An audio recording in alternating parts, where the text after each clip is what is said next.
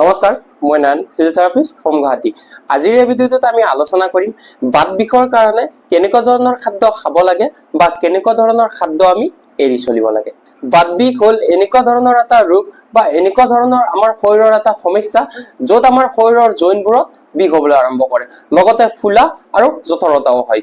কিন্তু সঠিক খাদ্যৰ অভ্যাসে এই ৰোগৰ লক্ষণসমূহ কমাব পাৰে। সেইবাবে আজিৰ এই ভিডিঅ'টোত মই আপোনালোকক ভালকে বুজাই দিম যে বাত বিষৰ কাৰণে কোনবোৰ খাদ্য উপকাৰী আৰু কোনবোৰ খাদ্য অপকাৰী। আহক আমি আজিৰ ভিডিঅ'টো আৰম্ভ কৰো। প্ৰথমে আমি জানো আহক বাত বিষৰ কাৰণে কোনবোৰ খাদ্য উপকাৰী।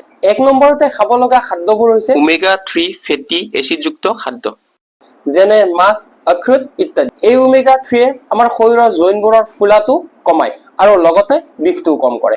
2 নম্বৰতে খাব লগা খাদ্যবোৰ হৈছে কেলছিয়াম আৰু ভিটামিন ডি যুক্ত খাদ্য।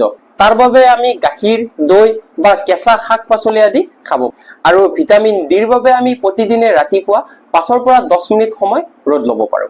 3 নম্বৰতে খাব লগা খাদ্যবোৰ হৈছে এন্টি ইনফ্লামেটৰী মছলাযুক্ত খাদ্য, যেনে হালধি, আদা, নহৰু ইত্যাদি। 4 নম্বৰতে খাব পৰা খাদ্যবোৰ হৈছে ফল-মূল, যেনে কমলা, ব্লুবেৰী ইত্যাদি। আৰু 5 নম্বৰতে খাব লগা খাদ্য হৈছে অলিভ অইল।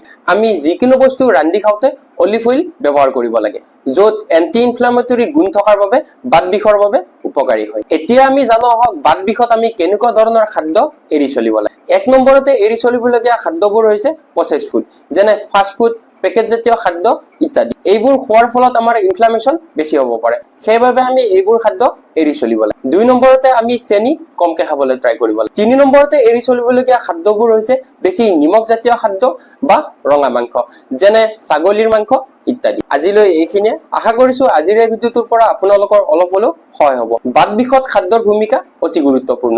উপযুক্ত খাদ্যৰ সহায়ত আপোনালোকে এই ৰোগৰ যন্ত্ৰণা বহু পৰিমাণে কম কৰিব পাৰিব। ভিডিঅ'টো ভাল লাগিলে লাইক কৰিব আৰু যদি আপোনালোকৰ পৰিয়ালৰ মাজৰ কাৰোবাৰ বাত বিষ আছে তেওঁলোকে এই ভিডিঅ'টো শ্বেয়াৰ কৰিবলৈ নাপাহৰিব।